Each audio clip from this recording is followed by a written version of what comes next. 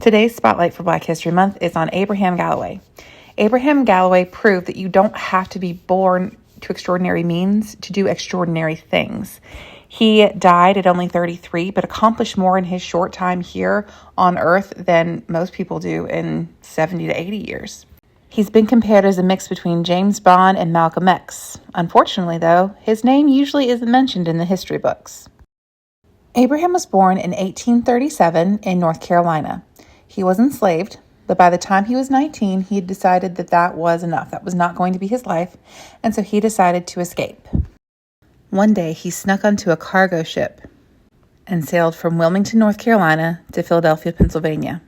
With some help from members of the Underground Railroad, he made his way into Canada and began working to help the abolitionist movement in the United States. In 1860, he even sailed to Haiti to see if there were some folks of a revolutionary turn of mind that would be willing to help sort of pretty much invade the American South to free enslaved people, but unfortunately, this was not a successful mission.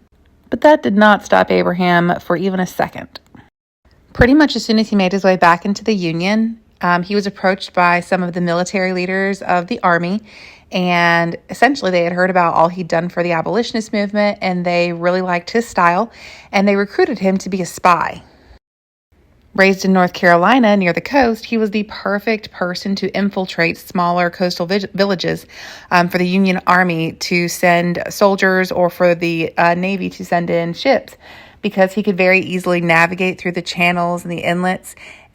And it was very easy for him, who looked and sounded like the men he was around, to gain the trust of the enslaved folks working in the area, because he was like them and they were the folks he'd been raised with. And so they very much felt that camaraderie and were willing to entrust him with information that they might not give to other people.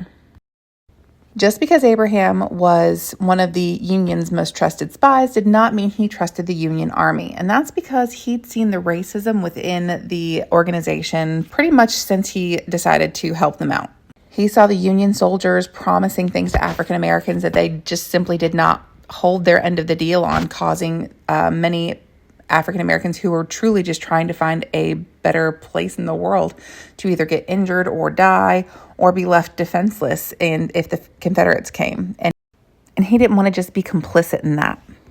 He did help recruit thousands of African Americans to join the Union Army because, as he said, a slave will not be free without much killing. He firmly believed that if enslaved people were going to be free, they had to be willing to fight for it. But that doesn't mean that it came without strings. One of those strings came when he was being asked to recruit enslaved men who wanted to join the Union Army. Unfortunately, the terms were not agreeable to Galloway because it did not include equal treatment for the new recruits. Abraham held the Union recruiter hostage at gunpoint until his demands would be met, or until promises of his demands would be met. He wanted equal pay for new African American soldiers, schools for their children, and jobs for the women who were left behind, as well as provisions for their families. Above all else, he demanded that the Union Army would force Confederacy to treat captured soldiers as prisoners of war and not to re-enslave them. He said, in return, I'll get you a whole bunch of new African American soldiers to help fill your regiments. And true to his word, in 5 days, he returned with 4,000 men, women, and children to help staff a brand new Union Army camp in Newbern, North Carolina.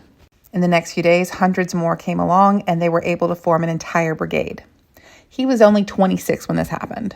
Then, in 1864, he was invited to be part of a delegation of 5 African American leaders to meet with Abraham Lincoln so that they could encourage him to push for not just freedom for enslaved people, but also for equal rights under the law and for suffrage with the right to vote for African American citizens as well.